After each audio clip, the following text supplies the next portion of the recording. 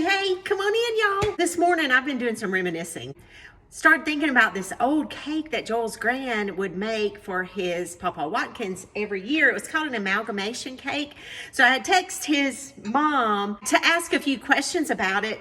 That started the journey of reminiscing this morning. Then I started thinking about an egg pie.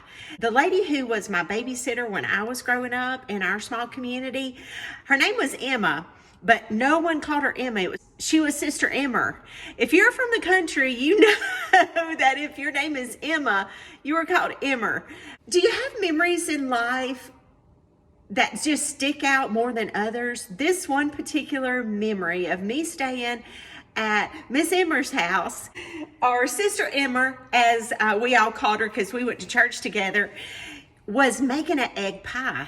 And she would let me, as a little girl, sit up on the counter and help her make those egg pies. So, thinking about it flowing a craving on me, so we're gonna make an egg pie. I have a 9-inch glass pie pan that I'm gonna butter up. And if you've watched me grease pans, I put a pat of butter on a napkin and rub it around.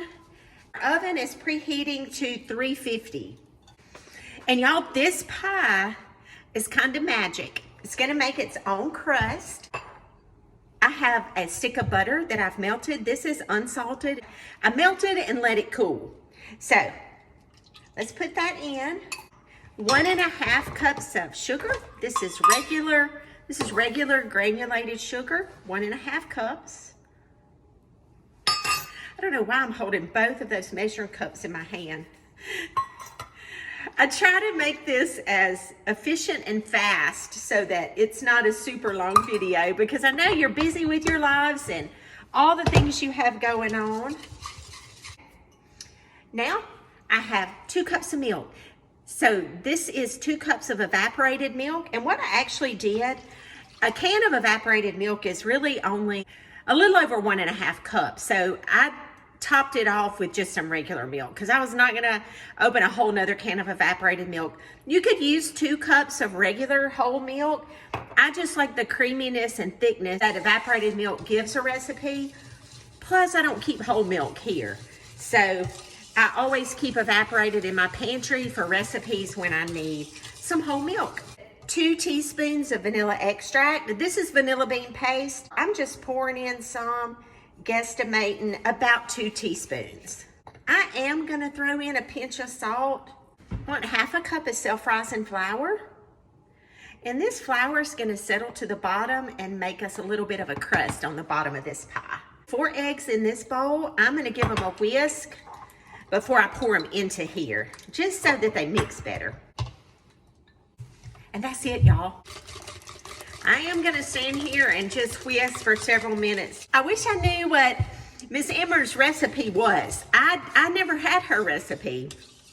So I don't know if it's like this one or not. I feel like it's probably pretty close. I just remember it being just pantry items that she just automatically had around her house. Now we're gonna pour that straight into our pie pan. That is full. I'm gonna have to go very carefully to the oven. Now, on top of this, before I bake it, I'm gonna sprinkle some cinnamon.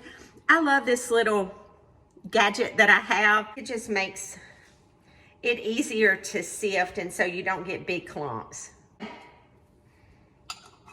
Let's go to our oven. I will cook this until it's set. All right, our pie is done. I let it cook for about 55 minutes.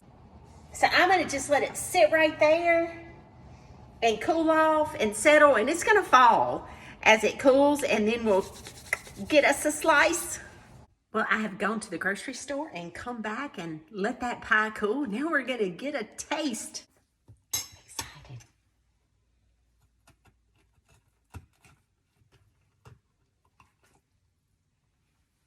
Oh my. It is just like I remember. Isn't it beautiful? It's so amazing how it makes a little bit of a crust on the bottom. So this is super easy. Can't beat just a good old simple old-fashioned pie. Make sure you stick it in the refrigerator when you get done. I've sat here and eaten this whole piece of pie with you. Okay, guys, Y'all have a good rest of the week, and as always, the same way I end all of my videos, many blessings to you. Go and make a difference in the world. See you later. Bye-bye.